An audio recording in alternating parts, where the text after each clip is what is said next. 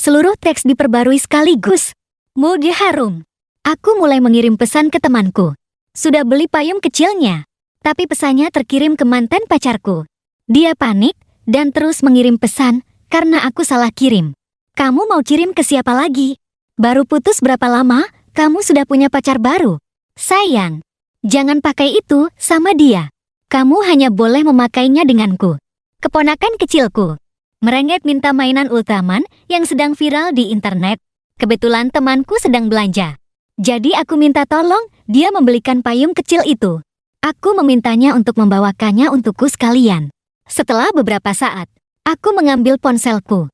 Dengan setengah sadar, aku mengirim pesan ke temanku. Sudah beli payung kecilnya. Pihak sana langsung membalas. Payung kecil. Aku mengerutkan kening dengan bingung. Saat aku hendak membuka kotak obrolan untuk mengedit, aku melihat dengan jelas foto profil dan nama kontaknya. Pandanganku menjadi gelap. Bukankah ini mantan pacarku yang menyebalkan itu? Aku segera menarik kembali pesan itu. Aku mengetik penjelasan. Maaf, salah kirim orang. Anggap saja kamu tidak melihatnya. Setelah mengirimnya, bel pintu berbunyi. Seharusnya temanku sudah kembali. Aku meletakkan ponselku di samping. Pesan terus bergetar tanpa henti. Aku tidak peduli dan baru melihatnya sebelum makan. Aku bingung. Dia di sana panik. Dia mengirim pesan bertubi-tubi. Salah kirim. Kamu mau kirim ke siapa lagi? Pura-pura. Aku tidak bisa pura-pura.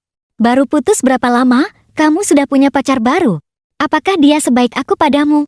Kamu tidak membalasku. Apa kamu sedang jual mahal? Kalau mau balikan, aku bisa mempertimbangkannya. Aku salah. Sayang, jangan pakai itu sama dia. Kamu hanya boleh memakainya denganku. Sayang, beri aku kesempatan. Putuskan dia dan balikan denganku. Ya, tanda tanya. Tunggu aku. Aku akan segera kembali ke negara ini. Baru sebentar aku tidak melihat ponsel. Pesan sudah menumpuk jadi 99 tambah. Dia masih terus mengirim pesan. Sayang. Sedang apa? Mugeku tersayang. Dulu, dia yang irit kata. Sekarang giliranku. Aku balas sibuk, lalu memblokirnya. Dunia seketika menjadi tenang. Keesokan harinya, aku pergi ke reuni teman SMA. Jalanan macet. Saat aku tiba, mereka sudah mulai bermain game. Aku melihat sekeliling dan merasa lega karena tidak melihat Xian Youwei. Di tengah permainan, tiba-tiba aku mendengar seseorang berkata, Youwei bilang dia sudah hampir sampai. Kenapa dia belum datang juga? Mungkin macet di jalan. Aku dengar nona besar keluarga Xian yang bertahun-tahun di luar negeri itu. Kali ini kembali demi cinta pertamanya. Tidak tahu benar atau tidak. Sepertinya tidak. Aku melihatnya di sini minggu lalu. Mendengar namanya, jantungku berdebar kencang. Aku buru-buru memalingkan muka dan mencoba tetap tenang. Tetap saja aku merasa panik. Aku mengambil ponselku, mencari alasan. Saat hendak pergi, pintu ruangan tiba-tiba terbuka. Sesosok yang familiar masuk.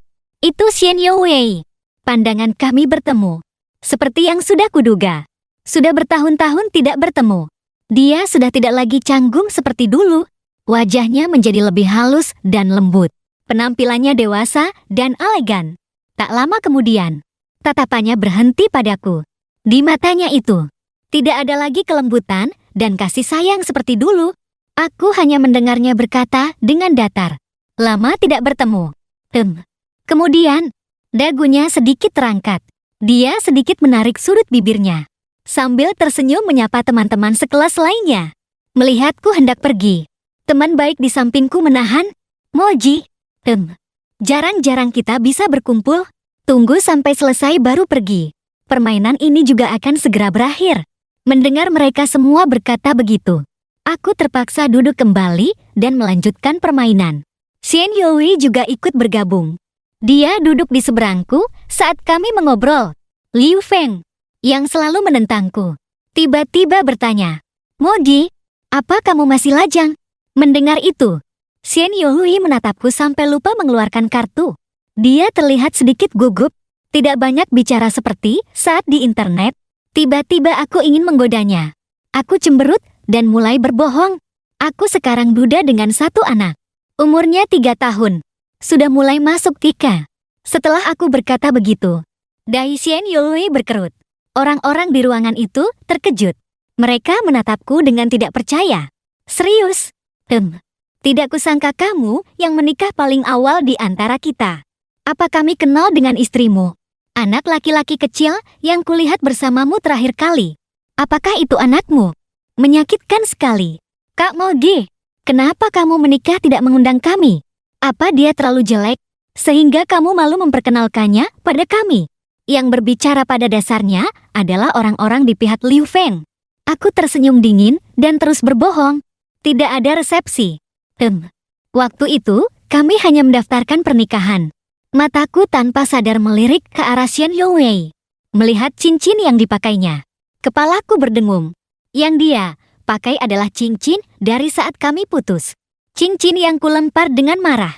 Kenangan itu seketika muncul kembali. Malam hujan 5 tahun lalu saat kami putus. Hujan dingin turun rintik-rintik. Membuat seluruh tubuh menggigil. Setelah memutuskan hubungan, aku dengan marah mengembalikan cincin yang dia berikan padaku. Xian Yului berdiri di tempatnya. Sudut matanya memerah. Suaranya yang sedikit serak bergetar. Apa kita harus putus? Apa tidak bisa diperbaiki lagi? Aku menahan rasa sesak di dada. Dan mengangguk. Mungkin berpisah adalah pilihan terbaik. Baik untukmu maupun untukku. Jangan cari aku lagi. Setelah berkata begitu, aku pergi tanpa menoleh ke belakang. Setelah reuni, aku pulang ke rumah.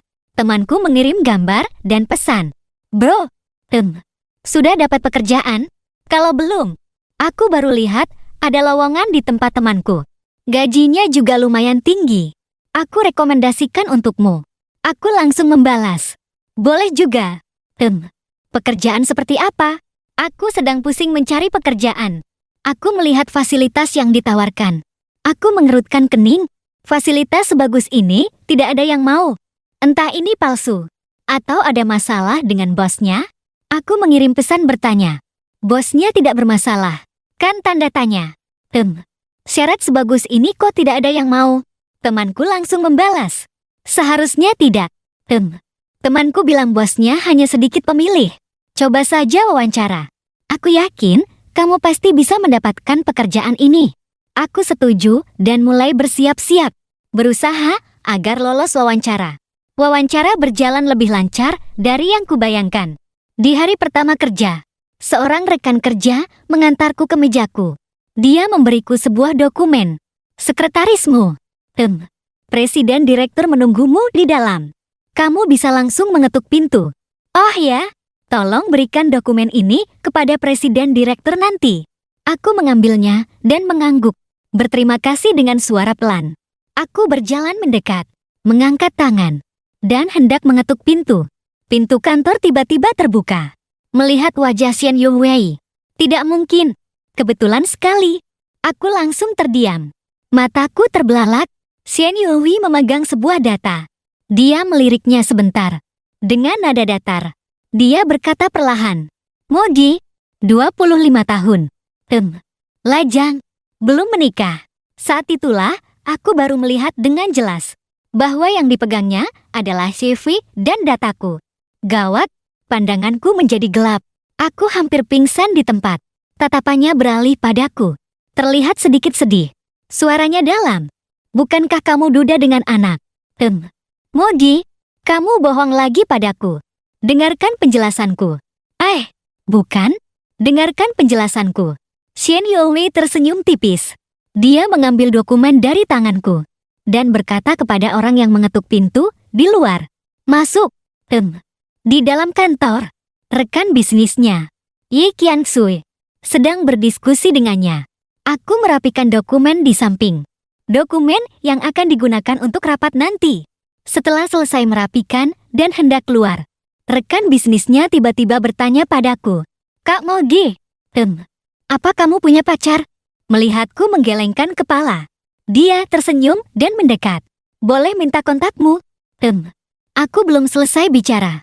Dipotong oleh Xian Yului. Dia punya pacar. Jangan mengganggunya. Ye Qiangsui mengangkat alis. Sudut bibirnya menyunggingkan senyum sinis. Kak Mogi tadi jelas-jelas menggeleng. Hanya karena kamu bilang punya. Langsung jadi punya. Setelah itu, Ye Qiangsui mendengus dingin. Dia mengeluarkan ponsel untuk menambah kontakku. Baru selesai memindai, Xian Youi terlihat sedikit tidak sabar dan mulai mengusir. Ye Qiangsui, kalau kamu tidak keluar, acara besok malam aku tidak akan datang. Kamu urus sendiri. Jangan. Ye Qiangsui dengan cepat mengambil data yang sudah dirapikan di meja dan pergi. Kantor yang besar itu seketika hanya menyisakan aku dan dia. Suasana menjadi sedikit kanggung. Tanganku yang memegang dokumen mengerat. Aku berkata dengan sangat cepat, Presdirsan. Saya keluar dulu untuk mempersiapkan rapat. Jika ada apa-apa, panggil saya. Aku berbalik hendak pergi. Langkahku sangat lebar. Tapi dia memanggilku. Aku berbalik. Mataku melirik ke sana kemari dengan canggung. Ada apa? Xian Youi melangkah maju beberapa langkah. Seketika memperpendek jarak antara kami. Dia mengerutkan kening dan berkata dengan suara berat. Bukannya mau menjelaskan? Sekarang tidak ada orang. Bicaralah. Aku mendengarkan. Aku menjelaskan apa? Bukankah semuanya sudah tertulis di CV? Aku tersenyum masam. Bukankah Anda tadi? Sudah melihatnya? Dia menatapku. Tapi aku ingin mendengar suaramu. Lebih ingin mendengarnya langsung darimu. Kembali ke meja kerja. Temanku mengirim pesan bertanya, bagaimana hari pertama kerjaku. Aku membuka kotak obrolan. Dan mengetik dengan cepat. Hai Qiang. Kenapa kamu tidak memberitahuku? Kalau bos perusahaan ini adalah Xian Youi. Pihak sana langsung membalas. Siapa? Xian Youi. Bukankah dia di luar negeri? Aku tidak tahu. Pekerjaan ini direkomendasikan orang lain. Pantas saja begitu misterius. Jangan-jangan dia masih ada perasaan padamu. Aku membalas. Jangan mengundurkan diri. Aku membalas. Tidak. Aku tidak bodoh. Gajinya bagus. Kerja dulu saja. Orang tidak boleh menolak uang. Setidaknya sebelum menemukan pekerjaan yang lebih baik dari ini. Aku tidak akan mengundurkan diri. Pintu kantor tiba-tiba terbuka. Xian Youni menutup telepon dan berkata padaku, ada masalah dengan proyek di Jiangcheng. Sekarang pesan tiket pesawat. Temani aku ke sana. Aku mengangguk dan mengeluarkan ponsel untuk memesan tiket. Sesampainya di sana, begitu turun dari pesawat, kami langsung menangani urusan proyek. Setelah selesai, sudah hampir jam 11 malam.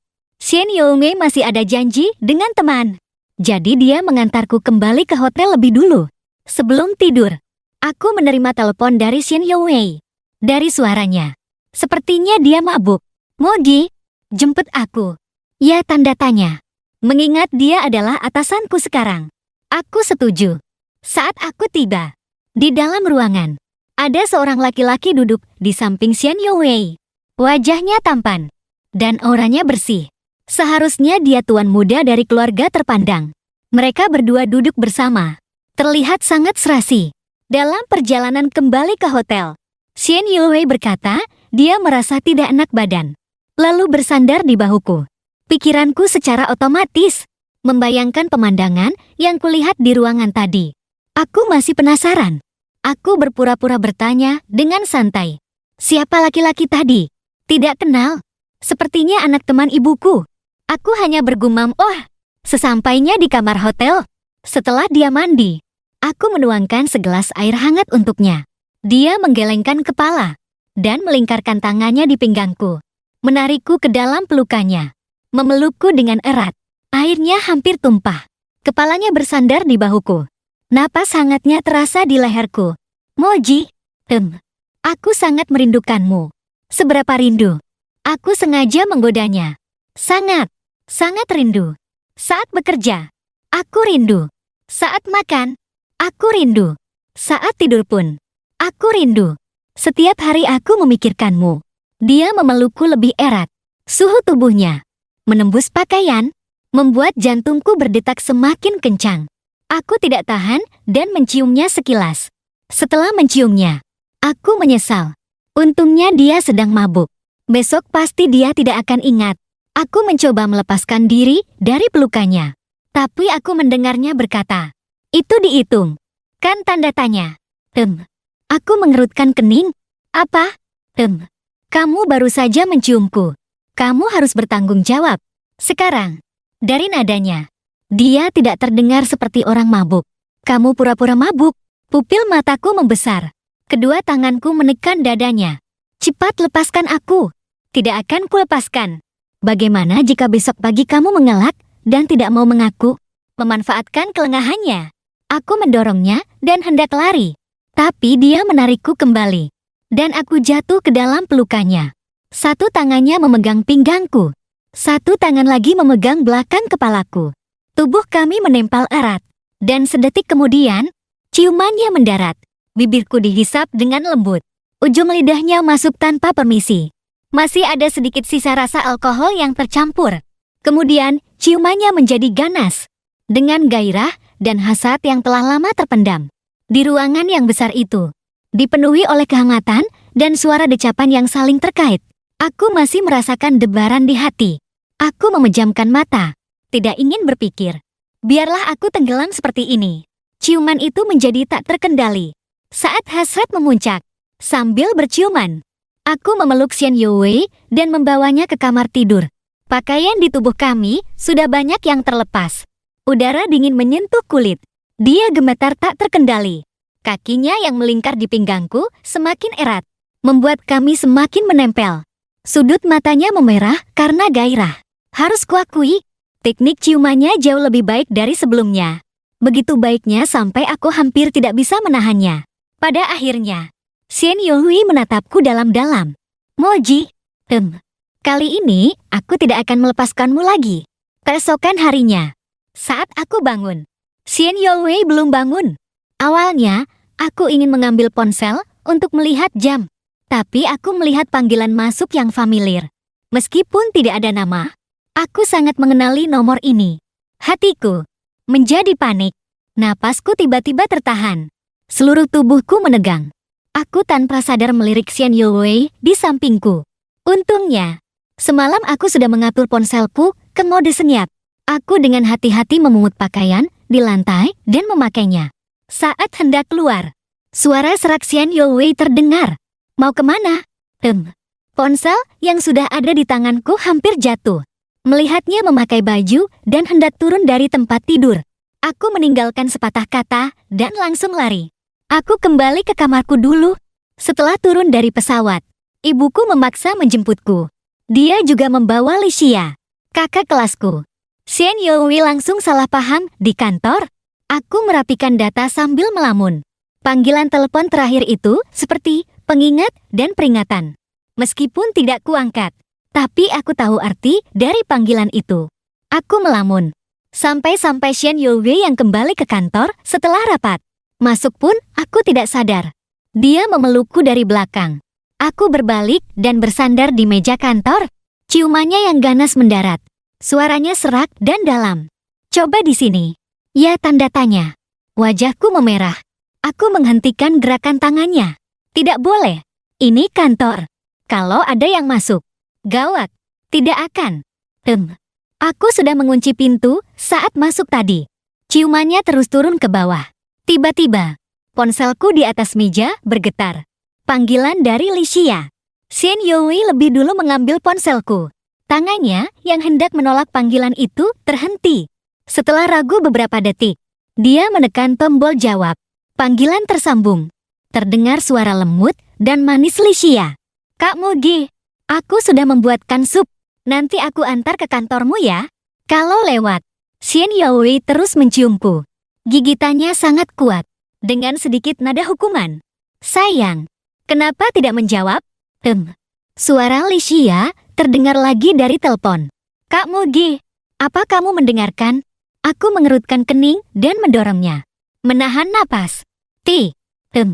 Tidak usah. Xia. Terima kasih. Ya, takut Xian Youwei akan melakukan hal lain. Setelah berbicara, aku langsung menutup telepon. Moji. Aku cemburu. Kenapa dia menjemputmu di bandara dan membuatkanmu sup? Mataku menunjukkan kepolosan. Yang di bandara itu, ibuku yang membawanya. Kali ini, aku sudah menolaknya. Xian Youwei tertawa kecil. Dia memelukku dan berjalan ke arah jendela besar. Sepertinya teringat sesuatu. Dia berhenti dan bertanya dengan hati-hati. Pesan salah kirimmu yang waktu itu. Yang mana ya? Yang soal payung kecil itu. Melihatnya mengerutkan dahi dan mengangguk. Aku tersenyum dan menjelaskan. Pesan itu sebenarnya. Sudahlah. Jangan katakan. Aku tidak mau tahu. Kedepannya, kamu hanya boleh memakainya denganku. Aku belum selesai bicara. Xian Yolwei seolah takut mendengar hal yang tidak diinginkannya. Mendorongku ke jendela besar. Aku tahu dia salah paham. Aku menangkup wajahnya dan menjelaskan dengan lembut, kamu salah paham. Bukan seperti yang kamu pikirkan. Hari itu, keponakan kecilku merengek minta payung kecil Ultraman yang sedang viral di internet. Kebetulan aku minta tolong temanku untuk membawakannya. Tidak kusangka pesannya salah kirim ke kamu. Sudut bibirnya terangkat tak tertahankan. Maaf, aku yang salah paham.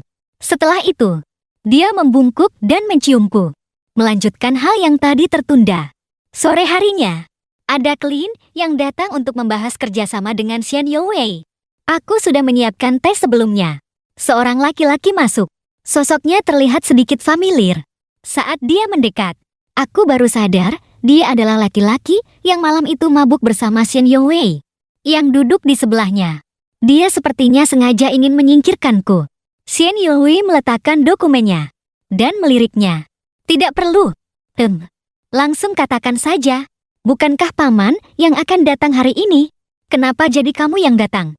Yi Tengcheng melirikku dan berjalan ke samping Xian Yolwei. Kah Yolwei, paman akan segera pulang. Kan tanda tanya. Mendengar itu, tanganku gemetar. Cangkir teh tidak stabil dan tanganku tersiram air panas. Kena air panas. Xian Yolwei langsung mengerutkan kening. Dia berjalan cepat ke arahku dan menyiram tanganku dengan air dingin. Yi Tengcheng mengikutinya dan melirikku dengan suara dingin dan meremehkan. Kah Yolwei, dengar. Dia tidak apa-apa. Kenapa kamu begitu khawatir?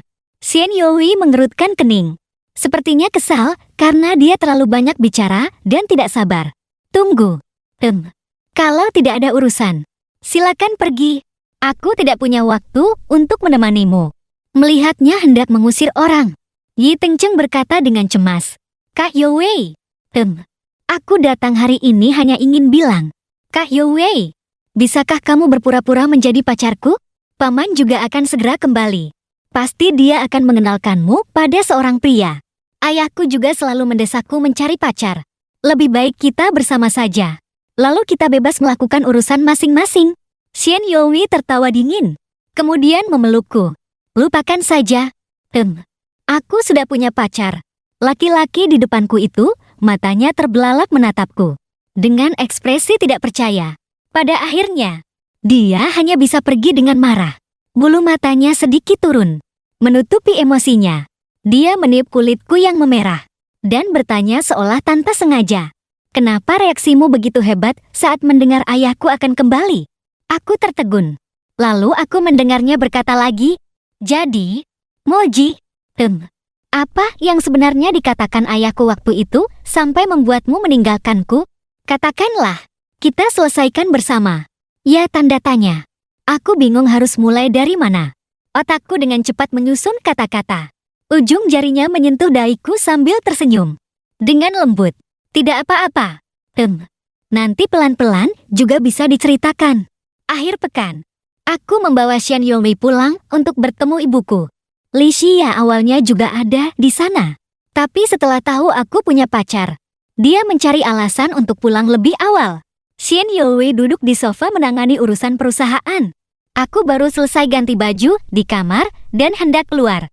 Ketika telepon yang familiar itu berdering lagi. Otakku membeku. Setelah berpikir sejenak, aku akhirnya menekan tombol jawab. Panggilan tersambung. Terdengar suara ayah Xian Yolwei. Tuanmu. Sepertinya Anda lupa dengan janji Anda padaku. Aku berkata. Paman Shen. Itu 5 tahun yang lalu. Sekarang aku tidak akan setuju. Begitukah? Terdengar tawa ringan dari seberang. Kali ini dia meninggalkan proyek besar dan tiba-tiba kembali ke negara ini demi kamu. Menyebabkan saham anjlok. Saat ini, situasi grup sedang tidak stabil. Asalkan kamu bisa membuatnya bertunangan dengan Ye Tengcheng, aku bisa memberimu sejumlah uang. Keluar dari kamar tidur, Dai Xian Yue berkerut. Masih menangani urusan pekerjaan. Ternyata selama ini, dia sibuk dengan hal-hal ini. Pantas saja dia tidak memberitahuku. Tenggorokanku tercekat. Aku mengangkat tangan untuk meratakan kerutan di dahinya. Aku tidak apa-apa. Apa ada yang bisa kubantu? Xian Yue berhenti dan tersenyum. Dia mengambil tablet di sampingnya dan menyerahkannya padaku. Malam ini ada pesta. Lihat dulu. Kamu suka yang mana? Aku mengangguk. Ada beberapa hal yang ingin kukatakan. Tapi saat ini, aku tidak bisa mengatakannya. Di pesta, lampu-lampu berkilauan. Para sosialita berkumpul, tertawa, dan berbincang. Xian Yue melihatku melamun. Dia memegang tanganku dan mengerutkan keningnya. Kenapa? Seharian ini, kamu terus cemberut. Apa kamu kesal karena aku tidak punya banyak waktu untukmu? Jadi tidak senang. Sambil berkata, dia mencium punggung tanganku. Setelah urusan ini selesai, aku akan mengajakmu jalan-jalan. Ya, tanda tanya. Aku menunduk, menyembunyikan emosi di mataku. Tidak. Aku hanya merasa sedikit lelah. Kalau begitu, pergilah ke ruang istirahat. Setelah di sini selesai, aku akan mencarimu. Aku menjawab pelan. Baik. Aku berjalan keluar untuk mencari udara segar. Tiba-tiba terdengar suara dari belakang. Tuanmu. Kebetulan sekali. Aku berbalik. Setelah menyapa dengan sopan, aku tidak ingin meladeninya. Ingin sendiri sejenak. Aku berbalik hendak pergi, tapi dia memanggilku. Dia pun tidak berbelit-belit lagi dan berkata langsung, Moji, coba pertimbangkan baik-baik apa yang dikatakan Paman Shen.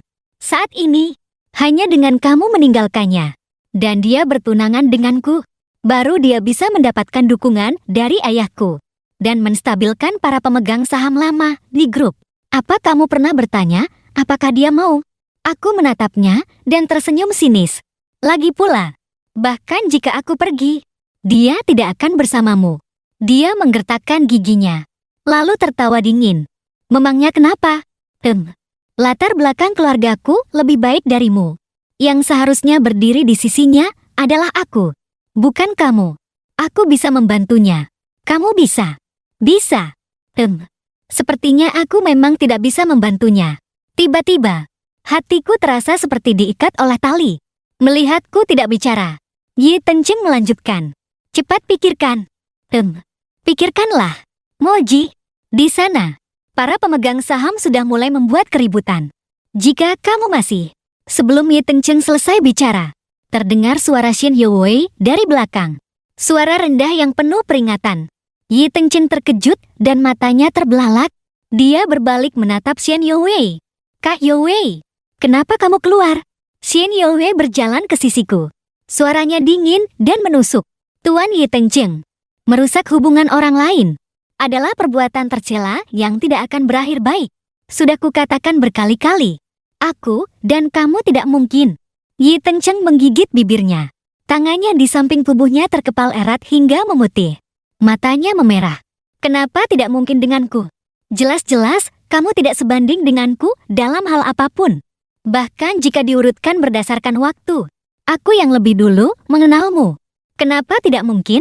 Kak Yue, jika kamu tidak mencobanya denganku, bagaimana kamu bisa tahu? Mungkin setelah kamu mengenalku, kamu akan sadar aku lebih baik darinya. Kalau saja dulu aku satu sekolah denganmu, apakah sekarang akan berbeda? Benar kan? Ye Tengcheng. Aku selalu menganggapmu sebagai adik. Jangan buang-buang waktumu untukku. Kamu pantas mendapatkan yang lebih baik. Setelah berkata begitu, air mata Ye Tengcheng jatuh seperti mutiara yang putus dari talinya, berderai tanpa henti. Xian Yue mengeluarkan sapu tangan dan memberikannya. Aku akan minta asistenku mengantarmu pulang. Kembali ke rumah. Xian Yue berkata akan menyiapkan air mandi untukku. Aku memanggilnya. Tunggu. Ada yang ingin kubicarakan denganmu. Matanya sedikit meredup. Dia menunduk dan tersenyum mencela diri sendiri. Moji. Jangan bilang kamu akan meninggalkanku lagi. Sambil berkata begitu, dia berjalan sambil melonggarkan dasinya. Aku tidak mau mendengar kata-kata seperti itu. Aku memberanikan diri. Bagaimana jika aku memang ingin mengatakan hal itu? Xian Yui memelukku. Suaranya sedikit bergetar. Kalau begitu jangan katakan. Ya, tanda tanya. Jangan tinggalkan aku. Aku akan gila. Tahukah kamu bagaimana aku melewati 5 tahun ini? Percayalah padaku. Moji, tanpa pernikahan bisnis, aku juga bisa menemukan cara lain. Aku akan menyelesaikan semua ini. Percayalah padaku. Jangan tinggalkan aku. Ya, tanda tanya. Aku tidak menjawab. Ciuman Xian Yui mendarat, lalu perlahan turun ke bawah. Jangan uji kesabaranku. Moji, bahkan jika kamu mengatakannya, aku tidak akan setuju kamu pergi. Setelah malam itu, Xian Yui terbang ke Prancis untuk menyelesaikan urusan grup. Dia baru kembali seminggu kemudian. Saat asistennya kembali untuk mengambil barang, aku bertanya sedikit. Asisten itu menggelengkan kepala tanpa daya. Sekarang kedua belah pihak masih buntu. Presiden Xian akhir-akhir ini sibuk dengan ini sampai tidak punya waktu istirahat yang cukup. Jumat setelah pulang kerja, aku segera mengemasi barang bawaan dan membeli tiket ke Prancis. Aku tidak memberitahunya saat pergi, berpikir untuk memberinya kejutan. Setelah turun dari pesawat, aku meminta asistennya untuk mengirimkan alamat tempat tinggalnya secara diam-diam. Aku menunggu sampai hampir jam 1 pagi. Baru Xian Yui kembali. Aku yang tertidur di sofa langsung terjaga dan melompat ke pelukannya. Kenapa selarut ini? Xian Yui terpaku di tempat, sejenak tidak sadar. Kemudian, dia memelukku erat, seolah ingin meleburkanku ke dalam tubuhnya. Modi, aku tidak sedang bermimpi. Kan tanda tanya. Bukan? Sepertinya Presiden Xian sangat merindukanku. Ya, tanda tanya. Aku mengalungkan tanganku di lehernya sambil tersenyum. Xian Yui mengiyakan dengan pelan. Suaranya serak dan lelah. Sangat merindukanmu. Kenapa tidak memberitahuku kamu datang? Setelah itu, dahinya berkerut menatapku. Jangan-jangan kamu datang untuk memutuskan hubungan denganku, lalu meninggalkanku? Aku tertawa kecil. Apa aku kurang kerjaan? Harus lari ke sini hanya untuk bilang putus? Kalau aku benar-benar ingin meninggalkanmu. Sekarang aku sudah mengemasi barang dan pergi. Mana mungkin aku datang mencarimu? Sudut bibirnya terangkat. Tatapannya dalam. Aku takut sekali. Asalkan kamu tidak meninggalkanku. Itu sudah cukup. Merasakan kegelisahannya. Aku tersenyum. Dan berkata dengan serius. Aku tidak akan meninggalkanmu lagi. Xian Yui. Aku akan selalu menemanimu. Tiba-tiba aku merasakan air mata jatuh di leherku. Suaranya sangat serak. Itu katamu sendiri. Ya. Seminggu kemudian, Xian Yui menyelesaikan semua urusan perusahaan dan membawaku kembali ke negara ini. Tidak lama setelah kami kembali, suatu sore aku menerima telepon dari rumah sakit. Nenekku di kampung halaman tidak sengaja jatuh dan kakinya patah. Aku buru-buru pulang. Belum sempat memberitahu Xian Yui. Ponselku kehabisan baterai. Sesampainya di rumah sakit, aku lega melihat nenek tidak apa-apa. Setelah ponsel terisi penuh dan dinyalakan, aku menerima banyak panggilan tak terjawab dan pesan dari Xian Yui. Aku menelponnya kembali. Panggilan tersambung. Terdengar suara cemas Xian Yui dengan sedikit getaran. Di mana? Sayang. Apa terjadi sesuatu? Kenapa lama sekali tidak mengangkat telepon dan membalas pesan? Di luar kamar pasien, aku mencari sudut yang tenang untuk menelponnya. Aku pulang kampung. Xian Yui. Nenekku tidak sengaja jatuh dan kakinya patah. Aku buru-buru pulang dan ponselku mati. Baru saja selesai diisi daya. Mungkin aku akan tinggal di sini untuk beberapa waktu. Pihak seberang terdengar lega. Baiklah, apa luka nenek parah? Tidak terlalu parah. Dokter bilang harus dirawat inap untuk observasi. Jangan khawatir. Semua akan baik-baik saja. Setelah urusanku di sini selesai, aku akan menyusulmu. Tidak perlu. Kamu kerja saja yang baik. Di sini, aku bisa sendiri. Keesokan harinya, setelah dokter bilang tidak apa-apa, nenek berkata ingin pulang. Saat itu, Xian Yui menelpon, mengatakan dia ada di luar rumah sakit. dan bertanya nomor kamarku. Nenek sangat senang melihat Xian Yongwei. Bicaranya jadi lancar dan bertanya padaku. Moji, ini temanmu atau pacarmu? Xian Yongwei menatapku dengan penuh harap. Aku menggaruk kepala. Sedikit malu untuk mengatakan dia pacarku. Setelah aku berkata begitu, nenek tertawa dan melihat Xian Yongwei dari atas ke bawah. Gadis kecil ini terlihat sangat baik, cantik dan cakep. Seleramu Gekita memang bagus. Kembali ke rumah. Setelah membersihkan, hari sudah hampir malam. Setelah menyiapkan tempat tidur, tidak ada kamar lagi. Malam ini kamu tidur di kamarku. Aku tidur di sofa.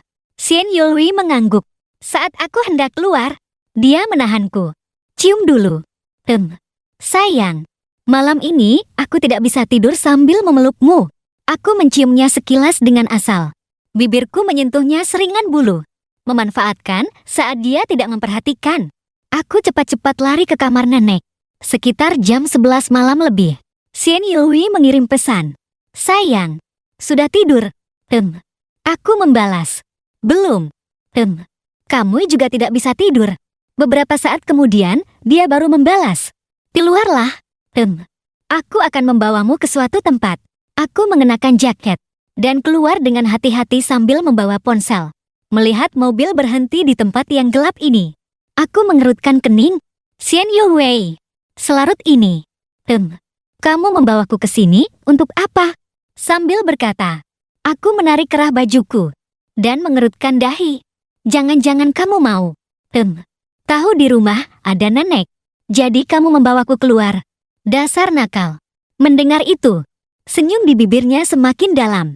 Dia memelukku, memegang pinggangku dengan erat. Nadanya terdengar sedikit posesif. Mikirin apa? Seks di mobil? Lumayan juga. Kalau kamu mau coba, boleh saja. Aku akan memuaskanmu. Mendengar perkataannya, aku ketakutan dan bersandar ke belakang. Bersandar di setir. Jangan. Nanti kalau ada orang lewat. Gawat. Xian Yongwei mengangkat alis dan melirik keluar.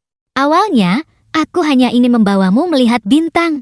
Tapi tidak kusangka tiba-tiba hujan. Bintangnya juga tidak muncul. Kalau begitu, ayo kita pulang. Sambil berkata, aku bangkit untuk kembali ke kursi penumpang. Tapi ternyata, lenganku tidak sengaja menyentuh bagian yang tidak seharusnya. Mataku langsung terbelalak, dan tanpa sadar melirik ke bawah. Kenapa bisa sekeras ini? Aku seketika tidak berani bergerak. Jakunnya yang menonjol bergerak pelan. Suaranya sangat serak. Sudah terlanjur di sini. Bagaimana kalau kita coba? Dia tersenyum, menyuruhku duduk di atasnya. Sayang, kamu yang memulai. Tentu kamu yang harus memadamkannya. Suhu di dalam mobil sangat panas. Suara decapan yang saling terkait terdengar di telinga. Aku melingkarkan tanganku di lehernya tanpa daya. Tidak bisa mengucapkan satu kalimat pun dengan lengkap. Setelah nenek sembuh, aku dan Xian Yongwei kembali ke Jingbi. Ayah Xian Yongwei sengaja memilih waktu saat Xian Yongwei sedang dinas luar kota untuk menemuiku. Jika Anda datang kali ini masih untuk membujukku pergi dari Xian Yongwei, maaf, itu tidak mungkin. Setelah berkata begitu, aku bangkit hendak pergi. Tunggu, tuanmu. Ayah Xian Yongwei berkata dengan tenang. Jika aku membicarakan hal ini lagi, Yongwei mungkin akan memutuskan hubungan denganku dan tidak akan pernah menemuiku lagi. Aku takut. Kali ini, aku datang hanya ingin memberitahumu.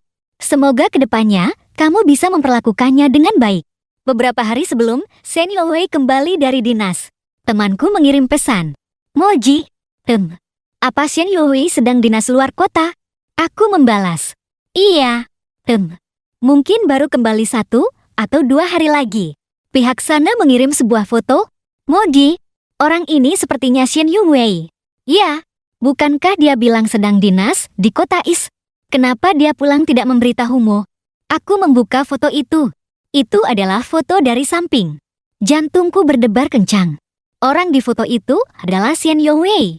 Dia memakai jam tangan pemberianku. Tidak mungkin salah. Temanku terus mengirim pesan.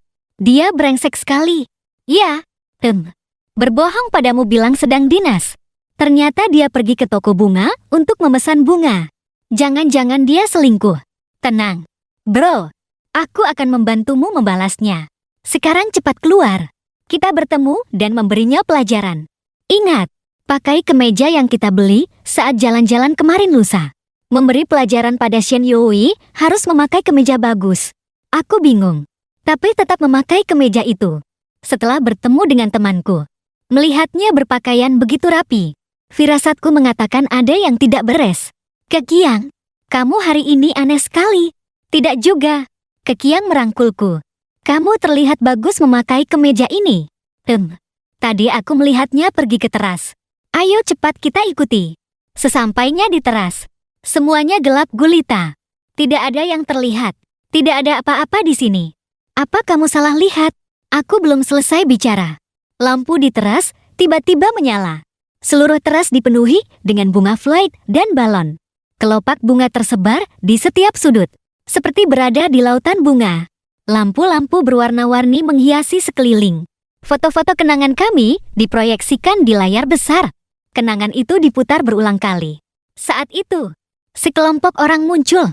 Mereka semua adalah teman dan keluarga kami berdua. Jantungku berdetak sangat kencang. Mataku berkaca-kaca karena terharu. Aku melihat ke depan dan bertemu dengan tatapan Shen Yongwei. Dia memegang serikat bunga flight dan berjalan ke arahku. Aku melirik senyum temanku di samping. Dan aku mengerti. Oh, jadi kalian berkomplot. Pulang lebih awal juga tidak memberitahuku. Shen Yongwei tersenyum. Ingin memberimu kejutan. Sambil berkata. Satu tangannya memegang bunga.